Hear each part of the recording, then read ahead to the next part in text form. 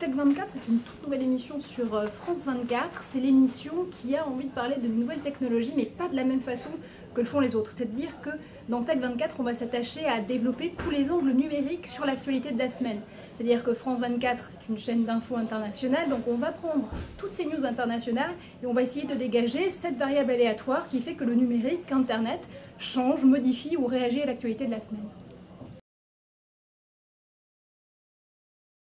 C'est vrai que c'est très important aussi dans une émission qui veut traiter du numérique de garder aussi cet aspect d'économie numérique, de nouveautés high-tech. Et c'est pour ça qu'on a demandé notamment à Guillaume Gralet-Du Point de venir nous épauler sur l'émission pour pouvoir présenter, parfois en avant-première, souvent même j'espère, ces gadgets high-tech qui font aussi l'économie numérique et qui font que des amateurs de nouvelles technologies, d'internet, de numérique vont venir s'intéresser à l'émission. L'impact des réseaux sociaux sur ce qu'on est en train de voir au Moyen-Orient et dans le Golfe, si tu veux, ne me surprend pas dans la mesure où ces révolutions, elles sont avant tout portées par des jeunes générations. Et que ces gens-là, ils vivent avec les outils de leur temps, donc pour faire leur propre révolution, ils emploient les outils qu'ils ont l'habitude d'employer dans leur communication tous les jours, c'est-à-dire les réseaux sociaux, Twitter, Facebook. Mais il ne faut pas oublier non plus l'impact du téléphone portable, parce que tous ces pays-là sont surtout et avant tout liés à l'Internet et liés aux nouvelles technologies et aux moyens de communication par les réseaux mobiles. Donc peut-être qu'on en fait beaucoup, ceci dit, sur le rôle et sur l'impact des réseaux sociaux sur ces cyber-révolutions, ce qu'on a appelé révolution 2.0. Il ne faut pas minorer le rôle des réseaux sociaux, mais il ne faut pas peut-être non plus trop en faire.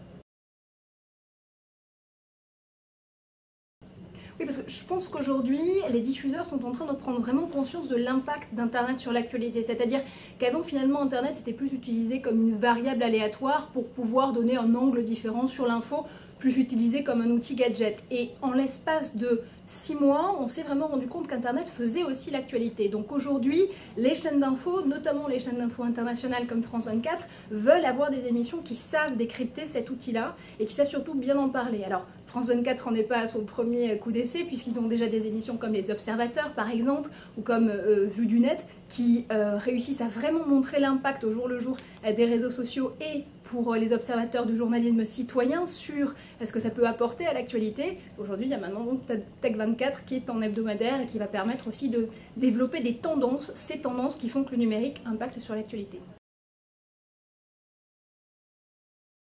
Pas d'objectif d'audience. Voilà, c'est une chaîne qui reste encore très libre pour ça, France 24. Moi, l'objectif que je me fixe par contre sur Tech 24, c'est de réussir vraiment à chaque semaine essayer de dégager vraiment l'impact d'Internet sur l'actualité internationale. Et puis, c'est vraiment la chaîne sur laquelle on peut le faire. C'est-à-dire que c'est une chaîne d'info qui n'est pas une chaîne d'info comme les autres, France 24, puisque la matière première de la chaîne, c'est l'actualité internationale. Donc c'est évident qu'on va pouvoir développer ces tendances-là, ce qui n'est pas forcément faisable sur une autre chaîne d'info qui serait plus franco-française par exemple. Alors, la politique américaine, ça reste évidemment au centre de mes préoccupations, puisque ilovepolitics.info, le blog que j'ai cofondé en 2007 avec Julien Landfried, est plus que jamais actif. On a notamment refait une refonte complète du blog pour les midterms au mois de novembre dernier.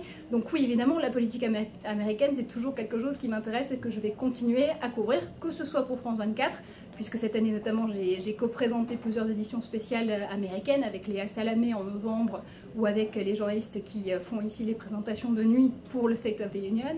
Mais c'est forcément, oui, un angle que je vais développer et je suis notamment en train de préparer des projets qui pourraient bien toucher à la prochaine présidentielle.